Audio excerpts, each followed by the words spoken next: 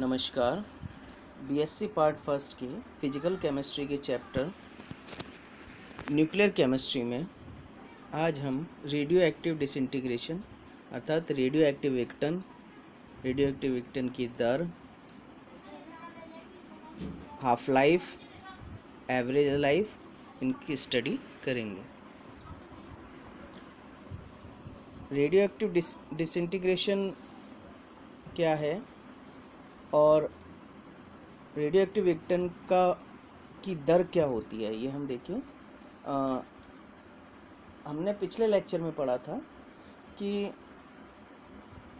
कुछ पदार्थ कुछ भारी तत्व जो होते हैं उनके नाभिक अस्थायी होते हैं और वो अल्फ़ा बीटा गामा कणों का उत्सर्जन करके स्थायी नाभिक में परिवर्तित हो जाते हैं। यह रेडियो एक्टिव डिसइंटीग्रेशन कहलाता है और यह प्रकृति जो है वो रेडियो एक्टिवता कहलाती है। अब हम रेडियो एक्टिव विघटन की दर देखें तो इकाई समय में रेडियो एक्टिव तत्व के विघटित हुए परमाणुओं की संख्या रेडियो एक्टिव विघटन का वेग या rate of radio active disintegration कहलाती है।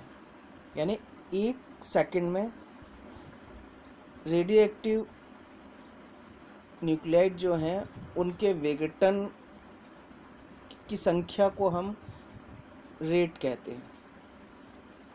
रेडियो एक्टिव डिसइंटीग्रेशन जो है वो एक फर्स्ट ऑर्डर रिएक्शन है, प्रथम कोटि की अभिक्रिया है।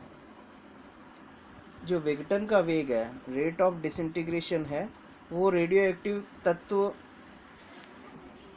की उपस्थित मात्रा के समानुपाती होता है, परंतु यह ताप, दाब, वैक्यूम और पदार्थ की भौतिक और रासायनिक अवस्था पर निर्भर नहीं करता है। यदि हम प्रारंभिक समय यानी t=0 पर रेडियो एक्टिव तत्व के परमाणुओं की संख्या देखें, यानी रेडियो एक्टिव जो एलिमेंट है उनके एटम्स की संख्या देखें कि उस रेडियो एक्टिव एलिमेंट में इनिशियली यानी t=0 पर एटम्स की संख्या कितनी है, तो वो हम देते हैं n0 या n0 और t समय पर उन परमाणुओं की संख्या जो होगी वो nt होगी। तो डिसइंटीग्रेशन रेट जो विघटन की दर क्या होगी, वो -dN/dt होगी। यानी हम ये कहें कि A जो है वो t समय में डिसइंटीग्रेट होकर B बनाता है, ठीक है। तो B के जितने परमाणुओं के बनने की संख्या है या A के विघटित होने वाले परमाणुओं की संख्या t समय में, वो आपके विघटन की दर कहलाएगी। तो A के विघटन की दर वो क्या होगी, -dNt/dt, और वो किसके प्रोपोर्शनल होगी, जो A के विघटन की दर जो है वो Nt के यानी t समय पर परमाणुओं की संख्या के समानुपाती होगी, अर्थात -dNt/dt प्रोपोर्शनल टू Nt। या हम ये कहें -dNt/dt = λNt, यानी हम प्रोपोर्शनल का साइन हटाएंगे तो एक कांस्टेंट लगा देते हैं, यानी लैम्डा हम लगा देते हैं। लैम्डा जो है एक प्रोपोर्शनैलिटी कांस्टेंट है जिससे हम डिसइंटीग्रेशन कांस्टेंट या विघटन स्थिरांक कहते हैं या क्षयांक भी कहते हैं। अब हमने देखा कि जो विघटन की दर है वो क्या है, -dNt/dt = λdt। अब इस इक्वेशन का हम इंटीग्रेशन करें, समाकलन करें, तो समाकलन -dNt/nt = λ समाकलन dt, -dNt/nt का समाकलन होगा -ln/nt या -log e/nt इक्वल टू, अब ये dt का जो समाकलन है वो t होगा λt + c, ठीक है। c जो है एक इंटीग्रेशन कांस्टेंट है और जब t=0 पर हम देख रहे हैं कि t=0 पर nt=n0 होता है, तो उस स्थिति में हम ये कहेंगे कि c जो है हमारा क्या हो जाएगा, c = -log n0, ठीक है। यानी हम यहाँ जो c की वैल्यू इस इक्वेशन में हम पुट करते हैं, तो इस इक्वेशन में पुट करने पर क्या होगा, -log -ln/nt = λt - ln n0।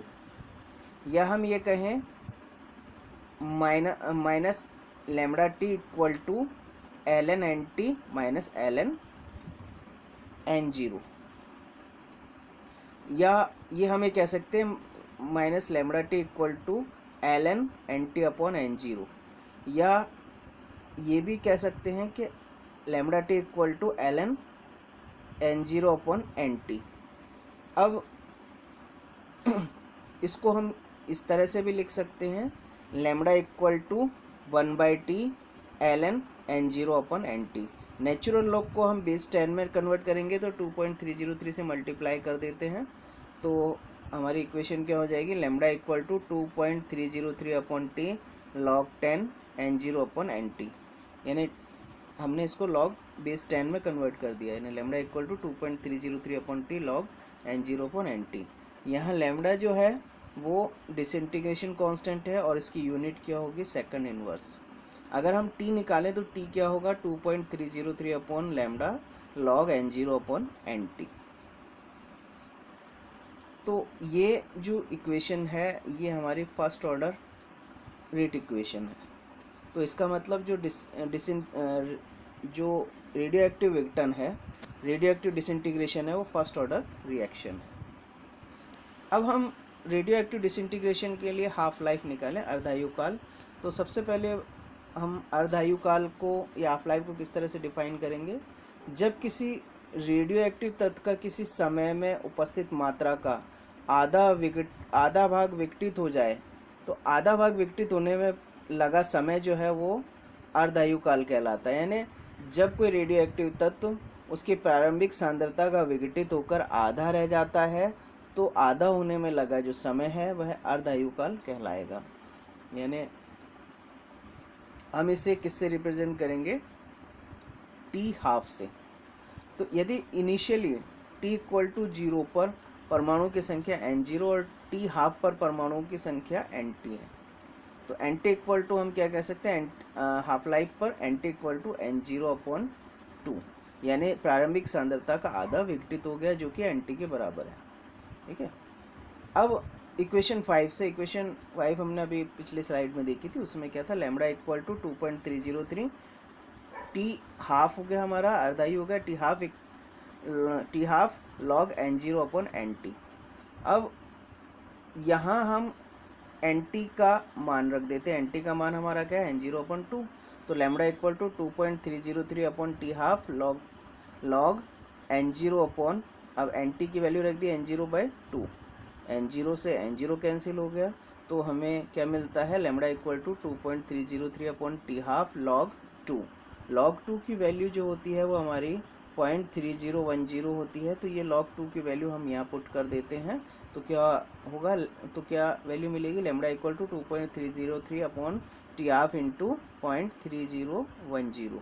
अब 0.3010 इंटू 2.303 होता है आपका 0.693, तो लैम्बडा हमें क्या मिलेगा, lambda equal to 0.693 upon T half, या हम ये कह सकते हैं half life T half equal to होगा 0.693 अपॉन लैम्बडा। तो यहाँ टी हाफ अर्धायुकाल है और लैम्बडा जो है वो आपका क्षयांक है।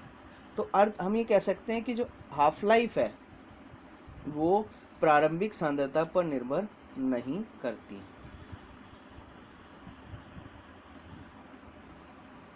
अब किसी रेडियो एक्टिव तत्व के विघटन की मात्रा और विघटन के समय को हम निम्न सूत्र से ज्ञात कर सकते हैं, यानी हम विघटन की मात्रा और विघटन में लगा समय दोनों निकाल सकते हैं। तो विघटन की मात्रा अगर हम देखें तो विघटन की मात्रा हमारी क्या होगी, N0 माइनस NT, यानी प्रारंभिक सांद्रता में से अंतिम सांद्रता घटाएंगे तो विघटन की सांद्रता हमें मिल जाएगी।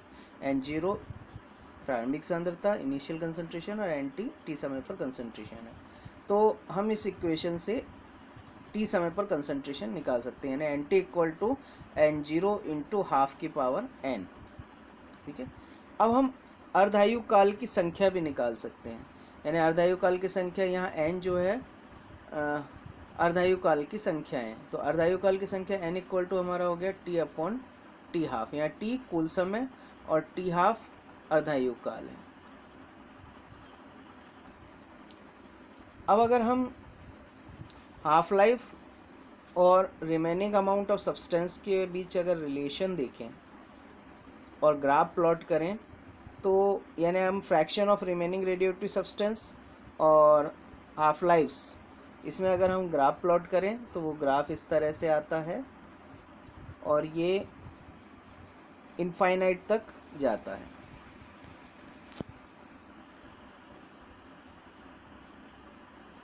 यानी हम ये कह सकते हैं कि जैसे जैसे number of half life periods बढ़ते जाते हैं,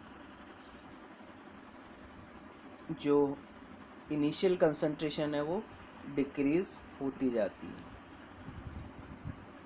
अब हम लें माध्य या औसत आयु, एवरेज लाइफ। माध्य औसत आयु किसे कहते हैं हम?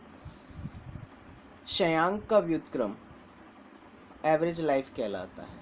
ठीक है, यानी रेडियोएक्टिव तत्व की औसत आयु उसके विघटन स्थिरांक का व्युत्क्रम होती है।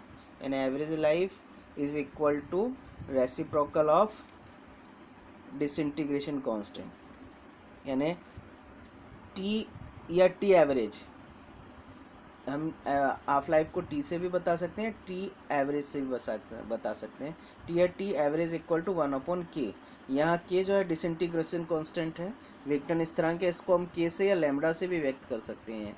हमने इक्वेशन में लैम्डा लिया था तो टी इक्वल टू 1/λ, या हम ये कह सकते हैं लैम्डा इक्वल टू 0.683/t²।